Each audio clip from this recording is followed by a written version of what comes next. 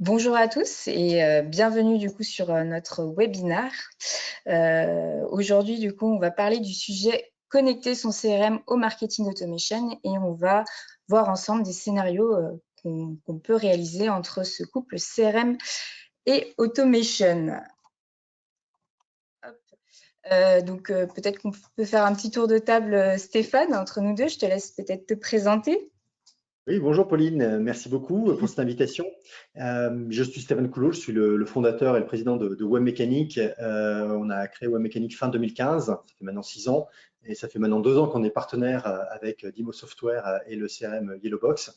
On a déjà un certain nombre de références ensemble, et donc on va vous faire partager un peu cette expérience de ça. On est basé à Annecy, donc pas très loin de Dimo à Lyon. On est 20 collaborateurs et on fait à peu près un tiers de notre chiffre à l'international, essentiellement en Europe. Très bien. Et côté Dimo Software, pour ceux qui ne nous connaissent pas, Dimo Software, c'est une société qui existe depuis 1995 et on est spécialisé dans le CRM depuis du coup 25 ans.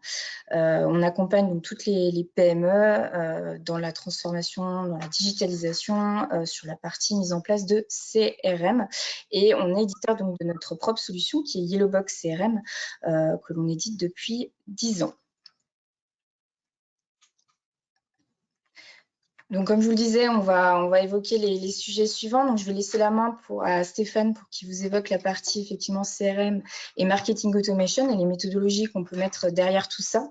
Et je reprendrai la main sur la partie effectivement déploiement et bénéfices, comment ça marche au niveau du couple CRM et marketing automation. Et on vous montrera du coup des scénarios qu'on peut mettre en place entre les deux outils. Merci Pauline.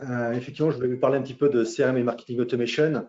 C'est quoi l'objectif et déjà c'est quoi le marketing automation? Donc, des logiciels de marketing automation, c'est ce qui va permettre d'automatiser évidemment l'ensemble du marketing et de la communication, mais surtout tout le marketing relationnel sur différents canaux. Alors email, SMS, on peut imaginer le print, hein, c'est très sous-utilisé, mais c'est très efficace lorsque vous envoyez un catalogue hyper personnalisé suite à une configuration, par exemple, sur un configurateur automobile ou immobilier. Et donc, en fait, vous pouvez interagir sur l'ensemble du parcours client ou prospect, donc l'ensemble du customer journey en bon français, et qui va permettre de scénariser, de fluidifier la relation. 2 exemples, Doctolib, c'est une magnifique solution de marketing automation en soi, puisque ça permet de prendre rendez-vous quand on veut. On reçoit des relances email, des rappels SMS, et en fait, ça a permis de diminuer de 80% le taux de churn, le taux de no-shows, de non-présence lors des rendez-vous chez les praticiens. C'est quand même assez énorme. Le marketing automation, en fait, il va capturer l'information comportementale sur vos différents contenus web. Il va les qualifier, notamment il va, grâce à cette synchronisation CRM, à un moment donné, repérer des choses et donc on va pouvoir faire des segments dynamiques. On va nourrir la relation avec des contenus adaptés, le bon contenu au bon moment à la bonne personne, et on va pouvoir engager, réengager les gens, et ça de manière automatique jusqu'au moment où il est opportun de faire intervenir quelqu'un de votre entreprise, que ce soit un commercial, que ce soit un Customer Success Manager ou quelqu'un du support technique. Les objectifs, c'est vraiment de créer une relation durable et en fait, c'est de nourrir la relation. Alors, le prospect avant qu'il devienne client, mais également le client pour qu'il devienne ambassadeur, le client pour qu'il reste client ou qu'il fasse de l'upselling, cross-selling, de l'upselling, donc vendre des choses complémentaires. Et c'est ce qu'on va faire à peu près tout le monde. Ça, c'est un véritable asset de l'entreprise. Donc, ça va permettre à la fois au service marketing de faire plus de choses puisqu'on a automatisé des processus qui vont tourner. On va, lorsqu'on a de nouveaux événements, répliquer les process qui fonctionnent. Typiquement pour ce webinaire, il y a des scénarios, un scénario qui a été mis en œuvre pour vous faire venir sur ce webinaire à partir des réseaux sociaux, de newsletters ou autres.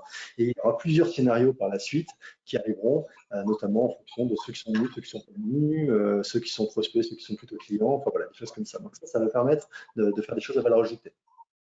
Au niveau commercial, le gros avantage, c'est d'avoir des leads chauds, des leads qualifiés. Et c'est vraiment toute la différence avec le marketing avant le marketing automation.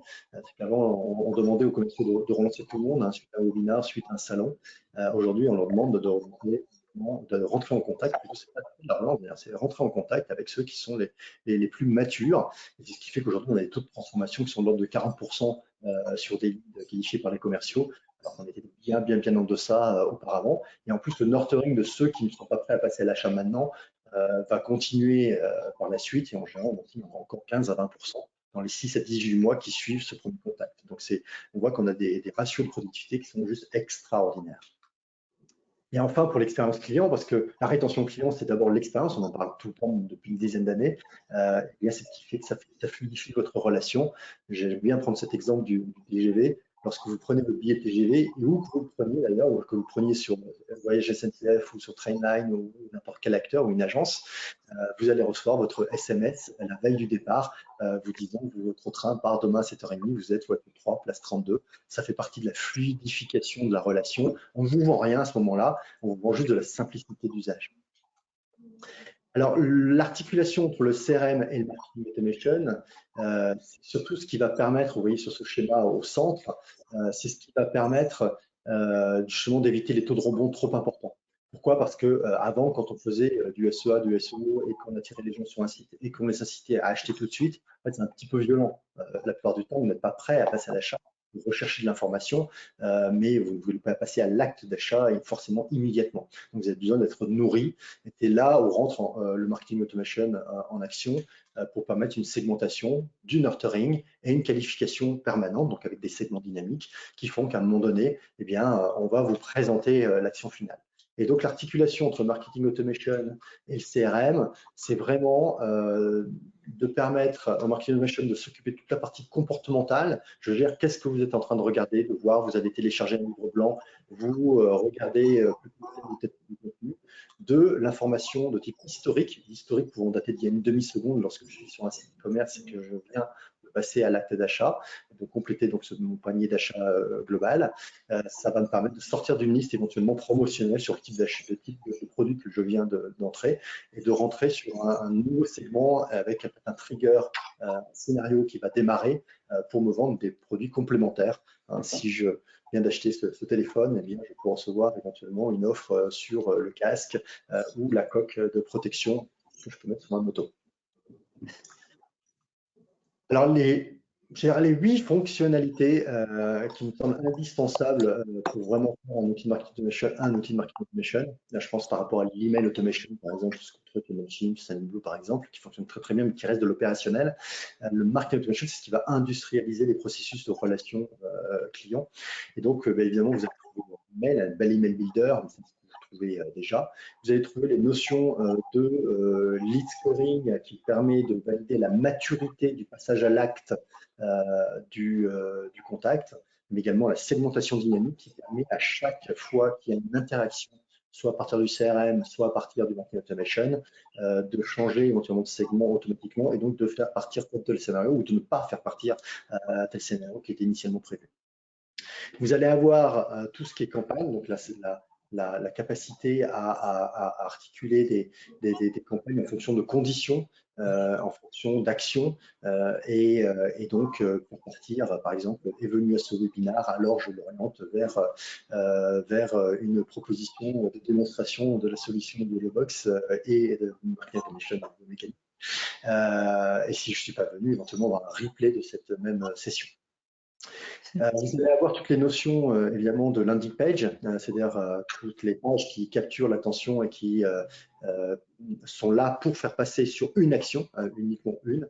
Et donc, on va pouvoir construire tout ça à l'intérieur de l'outil. Évidemment, le centre de préférence est un élément extrêmement important. C'est ce qui vous permet de faire de l'opt-in et du double opt-in et de proposer à vos contacts différents moyens de communiquer avec vous et de gérer aussi la pression de communication. Ça, c'est hyper important. D'abord, c'est obligatoire pour le RGPD, mais en plus, c'est hyper important pour l'expérience client elle-même. Je n'ai pas parlé de l'intégration CRM, mais c'est la clé, et c'est pour ça qu'on est là aujourd'hui avec Pauline. C'est vraiment la clé, puisque de pouvoir synchroniser ces deux types d'informations historiques et comportementales, c'est absolument fondamental pour avoir vraiment le bon message sur la bonne personne et surtout au bon moment. Cette synchronisation, en fait, c'est ce qui va permettre de nourrir avec des contenus, de pouvoir faire de l'onboarding automatique lorsque dans le CRM vous changez un prospect en client, et bien automatiquement vous faites partir votre scénario d'onboarding. De la même manière, si vous perdez le client, vous pouvez faire partir un scénario d'offboarding, parce qu'un client qui part, c'est pas forcément de son fait à lui personnellement, avoir un client qui est très satisfait à titre personnel, mais dans l'entreprise a fait d'autres choix, eh bien, ça peut être un magnifique ambassadeur si vous avez validé par d'autres scénarios avant que c'est quelqu'un qui était très content de la relation avec vous. Dans cette synchronisation, vous avez deux options, comme toujours. Soit vous faites des choix de solutions tout intégrées, pré-intégrées, all-in-one initialement. L'avantage, c'est que vous avez moins de paramétrage à faire. L'inconvénient, c'est que ce n'est pas forcément adapté à vos métiers et à ce que vous souhaitez faire. Et une solution, c'est celle qu'on a adoptée avec Software et Yellowbox, c'est d'avoir le best of breed, c'est-à-dire d'avoir la solution qui correspond à votre métier, à vos exigences fonctionnelles, aussi bien d'un côté faire du CRM que du marketing automation avec web mécanique. Évidemment, du coup, il y a un paramétrage à faire et à maintenir, mais qui fait partie de nos compétences sur lesquelles on est très rodé. Grâce aux API ouvertes, on fait des choses très, très intéressantes aujourd'hui.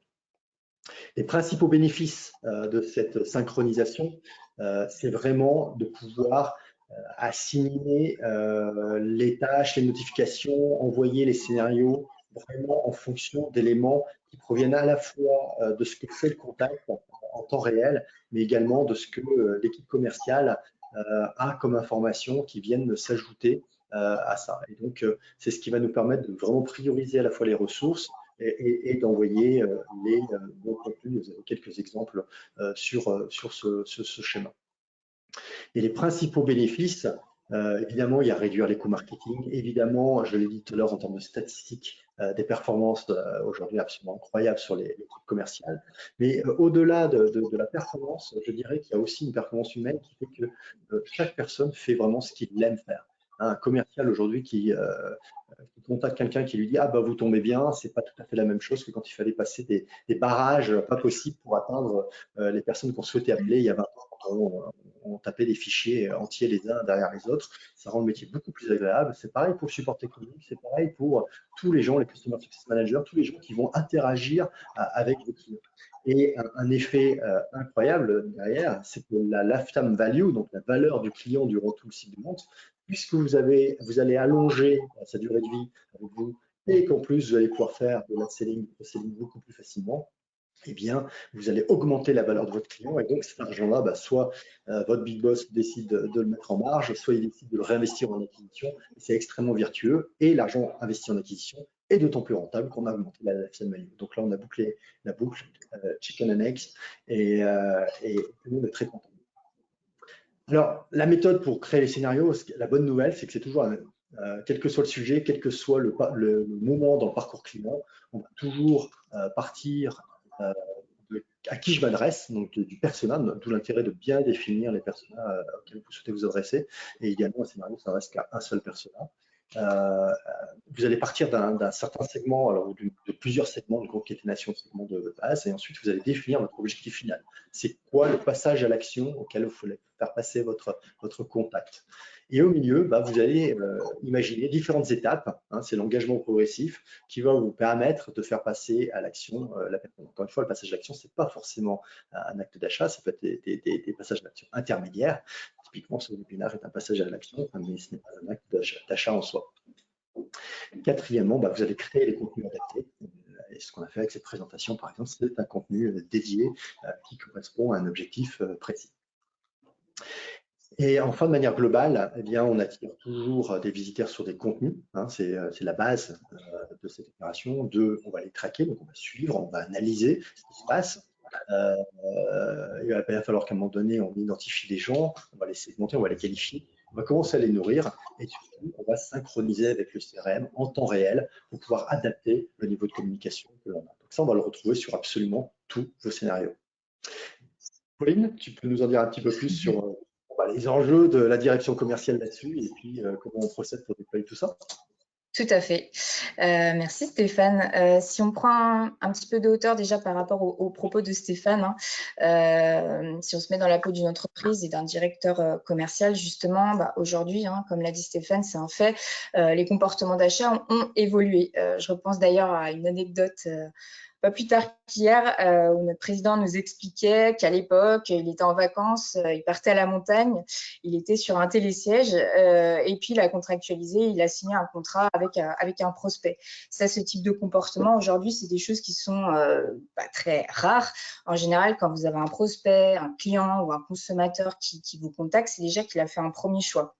Il a accès à tout un tas d'informations aujourd'hui sur le net, que ce soit des plateformes, que ce soit des comparateurs. Voilà, il a déjà fait un travail d'analyse, de pré-analyse, de qualification un petit peu de son besoin. Il a déjà nourri un petit peu cette réflexion.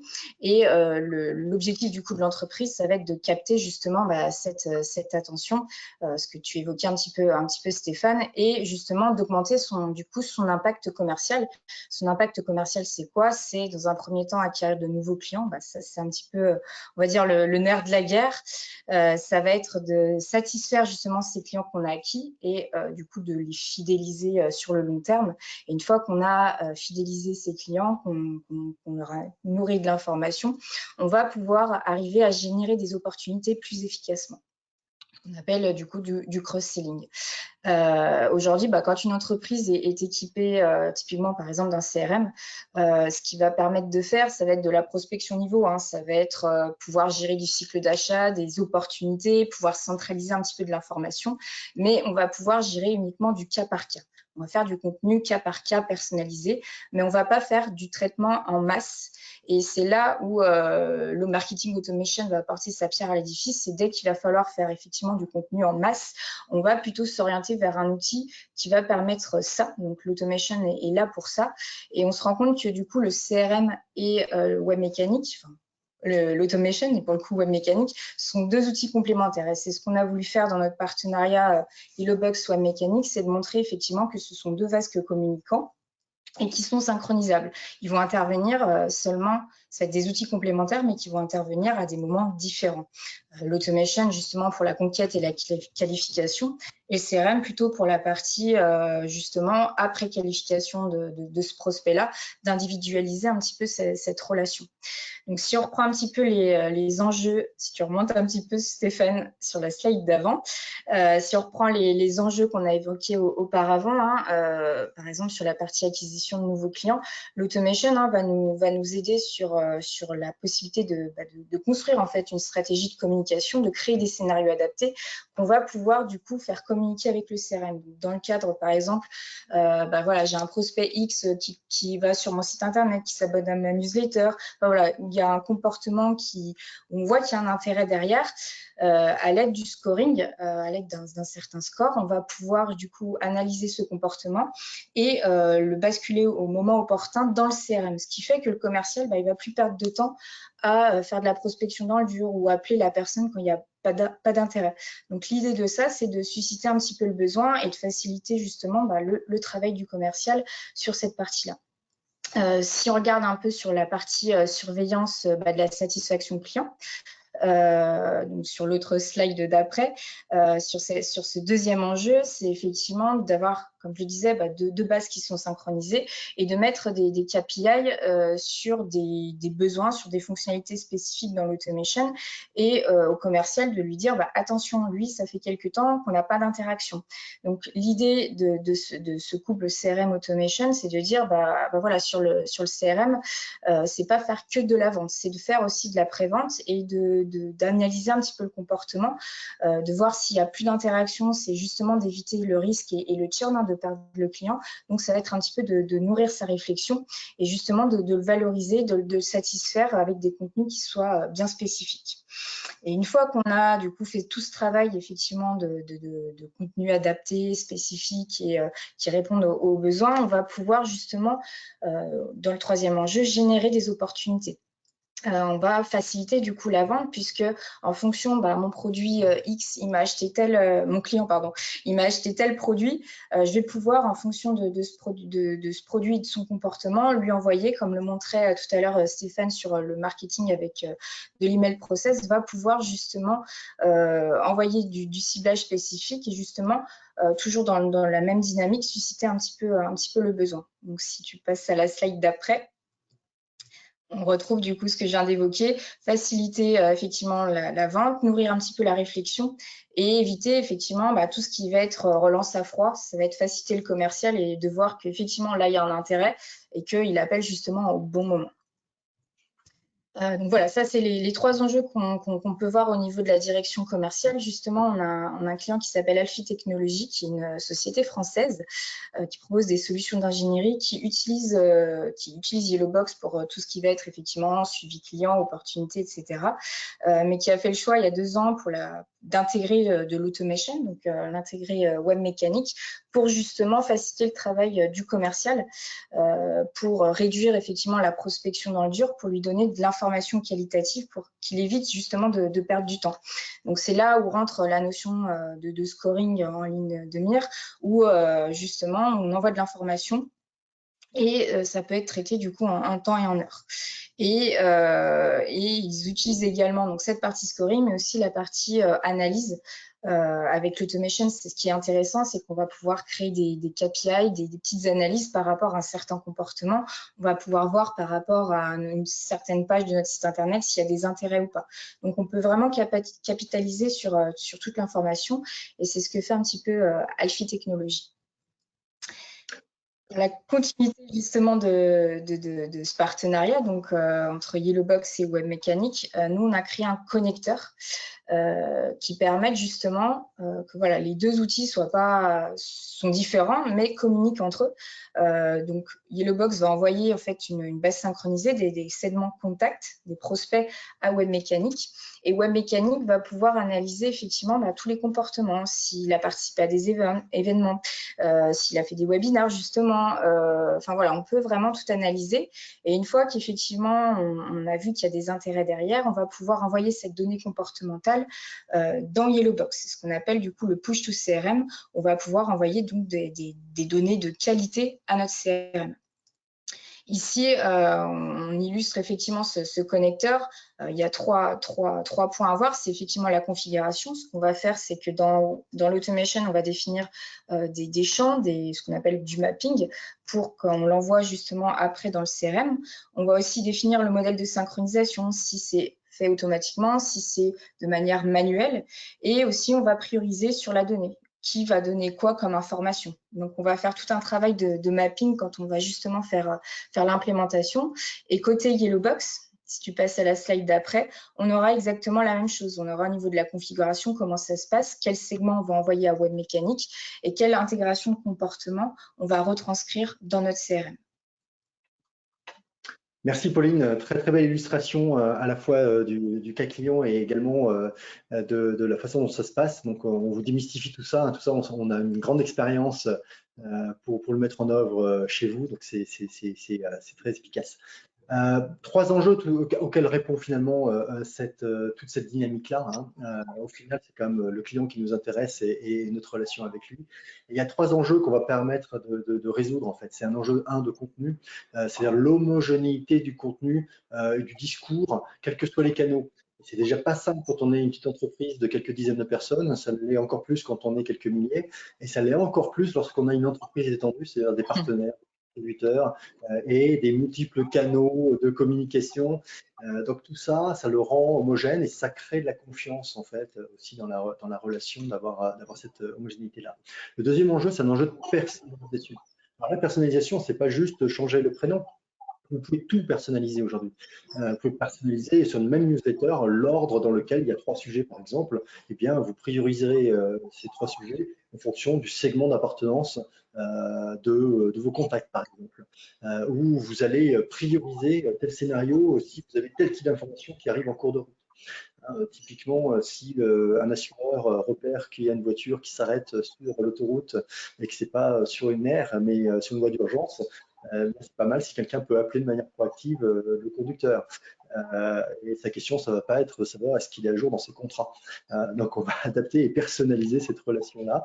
Ça paraît évident, mais ce n'est pas si évident à faire lorsque tout est industrialisé, j'allais dire, et d'être sûr que tout le monde est bien au bon niveau de contact. Le troisième enjeu, c'est un enjeu de disponibilité. On ne s'attend plus aujourd'hui à devoir attendre lorsqu'on veut avoir une information, que ce soit aller chercher une facture, que ce soit télécharger un livre blanc, on doit pouvoir le faire aussi bien dans la journée qu'à 3 heures du matin. On doit pouvoir prendre un rendez-vous. Et on ne s'attend pas à ce que le rendez-vous, évidemment, ait lieu à 3 heures du matin. Mais en revanche, on doit pouvoir prendre un rendez-vous chez le médecin via Doctolib à 3 heures du matin pour un rendez-vous le lendemain ou le surlendemain. Donc ça, ces trois enjeux, en fait, sont vraiment les enjeux qui, aujourd'hui, si vous ne les avez pas, eh bien, vous loupez cet enjeu de confiance, qui est un enjeu de confiance indispensable pour rassurer dans l'acte d'achat. Et autant il y a 20-30 ans, si vous manquez des choses là-dedans, bah, c'était juste normal parce que personne n'était vraiment aguerri sur tous ces points. Aujourd'hui, quel que soit le secteur d'activité dans lequel vous êtes, il y a forcément quelqu'un qui fait très bien tout ça. Et donc, lui, il va remporter la mise. Et ça, on a eu le cas avec un client industriel lorsque le premier confinement du Covid a eu lieu, qui a explosé ses ventes parce qu'il était le seul ouvert dans son univers, les autres étaient fermés, donc plus disponibles à la vente. Et aujourd'hui, il a gardé plus d'un quart de ses clients qu'il a acquis sur cette concurrence, malgré lui, j'allais dire, parce que lui avait automatisé ses process d'achat, de logistique, d'envoi automatique de confirmation d'envoi, etc., etc. Donc c'est indispensable aujourd'hui. Alors, je voulais vous montrer des scénarios qui sont assez génériques, en tout cas qui s'adapteront forcément à toutes vos activités, quelles qu'elles soient aujourd'hui, que ce soit celui dans l'industrie, dans l'immobilier, dans l'automobile ou dans le software. C'est des scénarios que vous avez des étapes que vous allez devoir gérer à minima avec vos solutions. Et donc, bon, ça, c'est des choses qu'on avait travaillé pas mal avec Gabriel David-Schäuble, le patron du Minute 30, avec qui on avait coécrit ce livre sur marketing automation, dans lequel on avait travaillé 23 scénarios, même sur les ressources humaines, les modes recruiting, etc. Donc, vous pouvez trouver ça dans toutes les bonnes librairies pour retrouver ces scénarios.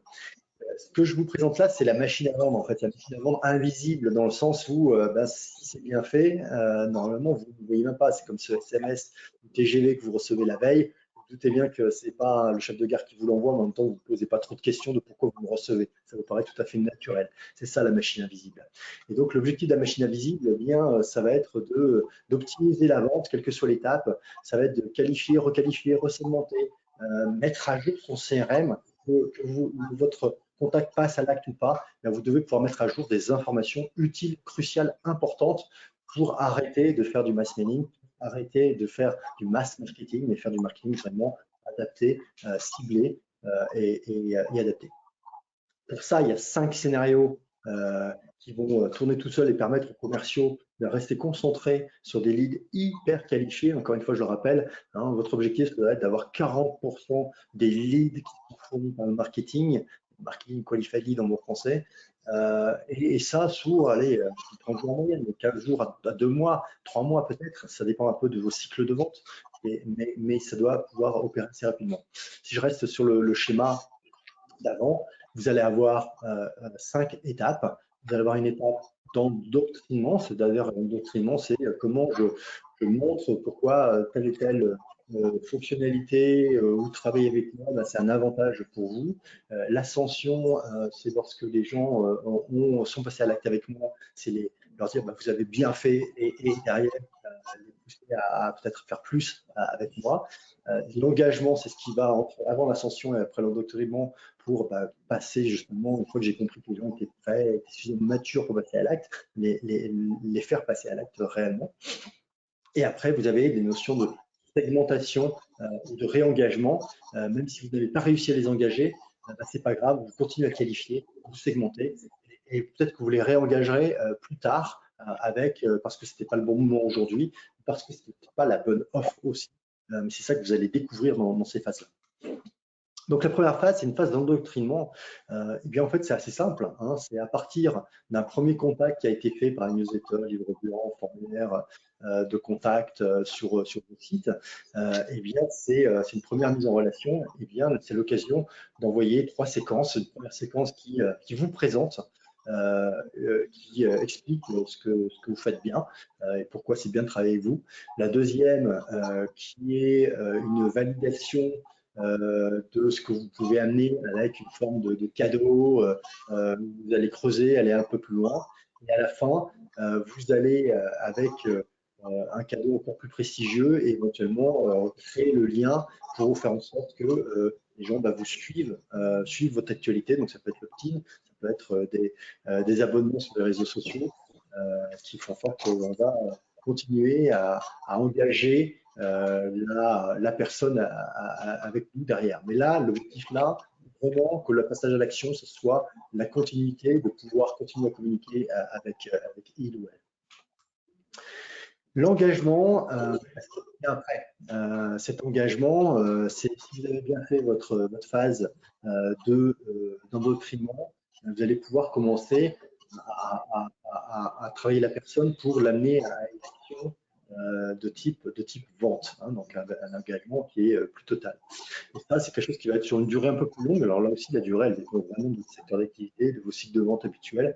Si vous vendez des paires-chaussettes ou si vous vendez des centrales nucléaires, c'est sûr que ça va faire tout à fait la même chose. La complexité aussi des gens qui rentrent dans votre processus.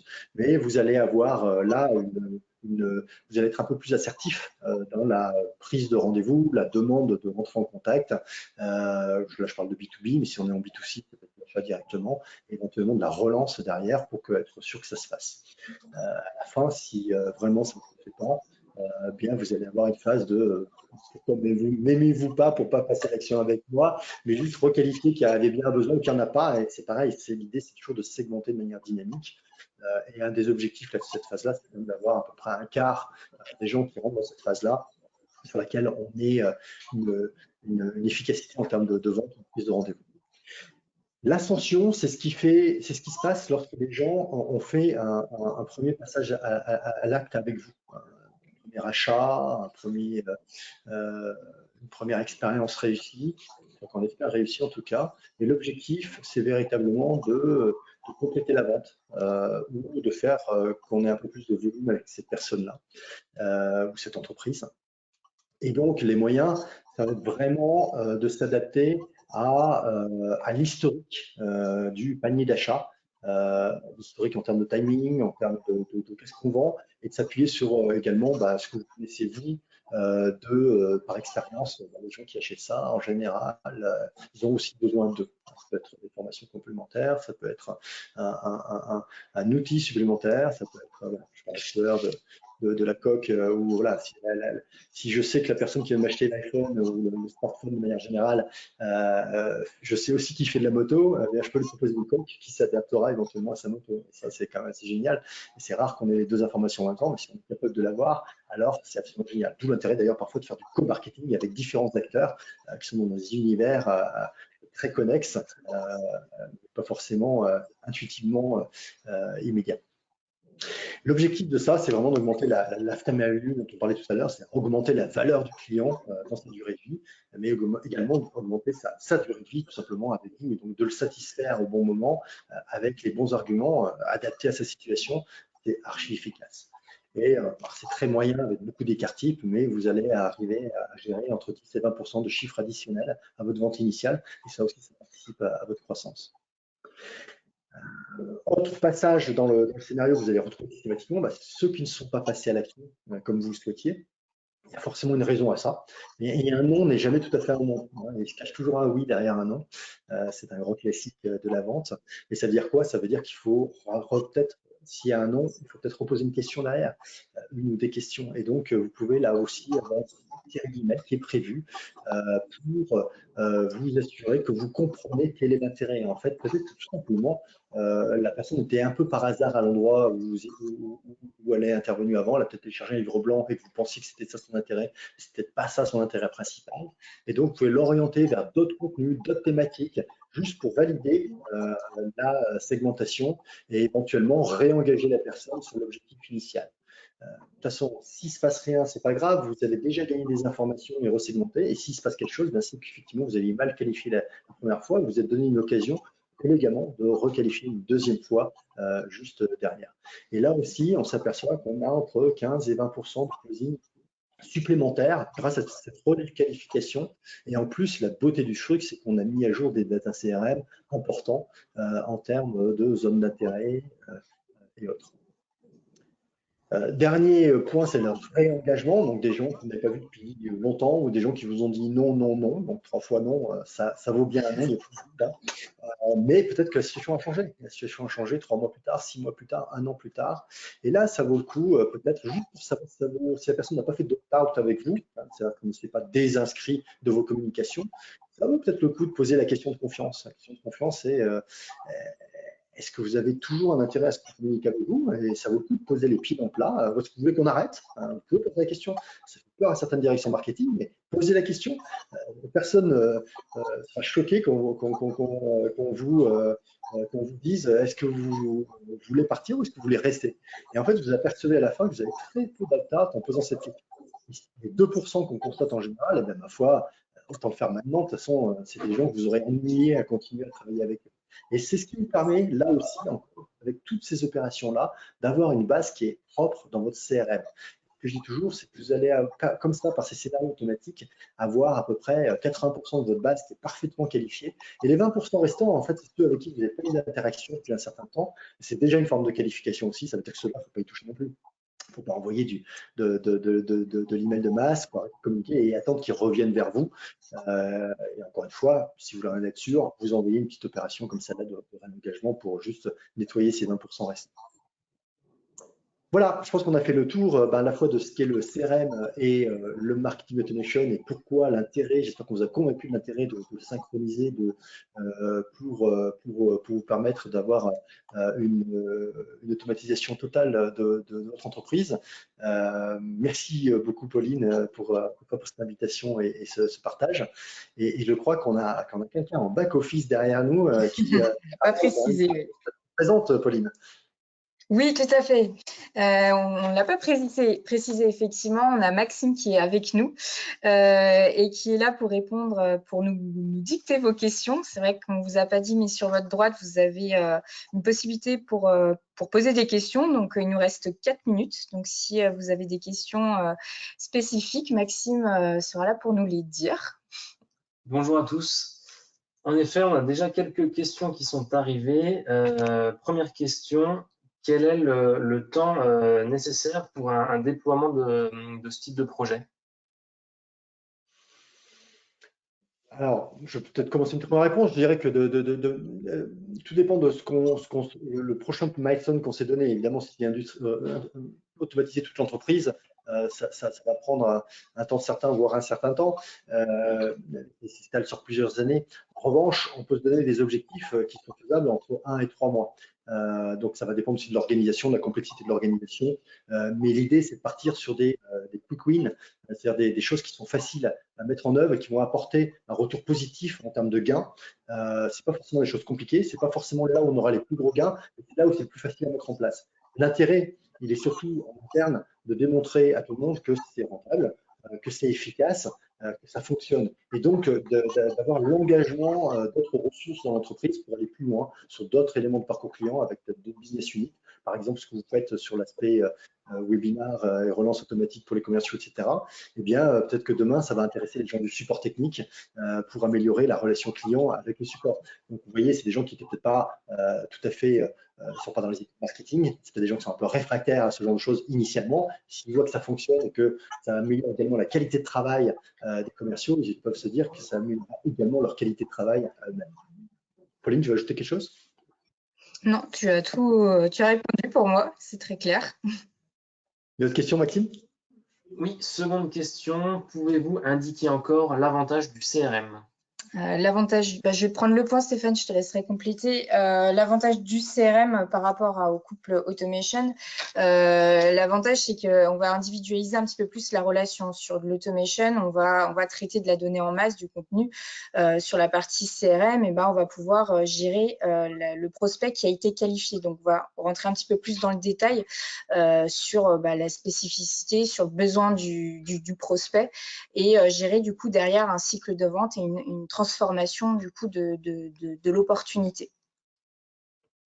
Je ne sais pas si tu as des éléments à rajouter, Stéphane, par rapport à ça. Maxime? Oui, troisième question. Qui doit être impliqué dans un projet CRM Marketing Automation? Alors, je vais répondre. C'est une très bonne question. C'est là où se fait la différence entre les solutions qui vont gérer le marketing opérationnel. Je pense à des solutions taper sur LinkedIn pour ramener des contacts, des séquences d'emails qui peuvent partir à un moment donné. Là, on est vraiment sur l'industrialisation de la relation client à tous les niveaux de l'entreprise. Donc, ça veut dire quoi? Ça veut dire qu'il faut une implication totale de l'entreprise, y compris la direction générale. Pourquoi? Parce qu'il va falloir prendre des décisions qui concernent vraiment la question de gouvernance de l'entreprise. D'abord parce qu'on va homogénéiser l'ensemble des process, pas que marketing vente, mais également support technique, les livraisons, donc la logistique. On va peut-être toucher aussi à la relation avec des distributeurs, des partenaires. Donc on voit bien qu'on est au sens large de l'automatisation d'entreprise. Et donc, il va peut-être falloir changer des contrats de travail. Est-ce que les gens du support technique, si on demande demain de tourner des vidéos ou de fabriquer des contenus pour les blogs pour permettre cette meilleure qualification, segmentation et cette articulation CRM Automation, eh bien, il va peut-être falloir leur libérer du temps. Une journée par semaine, par exemple. Il va peut-être falloir les former aussi à ce genre d'outils. Ce n'était pas leur métier, ça ne faisait pas partie de leur prérogative avant, ça l'est maintenant, donc ça touche aux ressources humaines. Donc, on voit bien qu'il faut que les ressources humaines soient impliquées. Si vous synchronisez des ERP, d'autres outils tiers dans lesquels il y a l'information client, ou si vous reliez la logistique, par exemple, d'autres ERP, c'est pareil, il faut que la DSI soit intégrée dans votre projet dès le début. Dès le début. Pourquoi? Parce que ce sont les garants de l'intégrité de votre data. C'est même eux qui font le mapping RGPD pour assurer la conformité. Donc, pour toutes ces raisons-là, vous allez perdre beaucoup de temps dans votre projet si vous ne les intégrez pas en amont. Et encore une fois, il faut une légitimisation en termes de vision et de stratégie qui est faite par la direction générale. Donc, je pense que c'est à peu près toutes les fonctions de l'entreprise qui doivent, à un moment donné, au niveau direction en tout cas, être impliquées d'une manière ou d'une autre. Et puis, il faut que les acteurs qui vont être aux ressources derrière tout ça se sentent missionnés, investis. Ce n'est pas un side project, c'est vraiment un projet d'entreprise. Tout à fait. Très bien. Une autre question adressée plutôt pour toi, Stéphane. Quelle serait la valeur ajoutée de Webmécanique par rapport aux autres outils du marché? Alors, c'est une bonne question aussi. Hein, des outils sur le marché, il y en a plus de 200 sur le marché. On n'a pas du tout tous recensés. Ce qui est intéressant, c'est qu'il y a quand même 4-5 acteurs qui s'accaparent à peu près 60% du marché. Donc, après, tous les autres outils dont on fait partie sont des alternatives utiles à certains besoins. Nous, notre positionnement, c'est d'être généraliste. On est sur tous les secteurs d'activité, du banque, assurance, automobile, immobilier, logiciel, ESN, etc., industrie. En revanche, ce qu'on apporte, c'est de la proximité avec le client. Donc, on est capable de les accompagner, un support en français. On a Webmécanique Academy qui est la digitalisation de toutes les formations qui permet de se former quand on veut. Donc, aussi la mise en œuvre initiale, mais également par la suite pour revenir sur des fonctionnalités, revenir sur des thèmes stratégiques, le centre de préférence, le RGPD, toutes ces notions-là sont accessibles à tout moment en 24/7. La dernière chose est véritablement au-delà de la qualité des fonctions qu'on propose en email builder,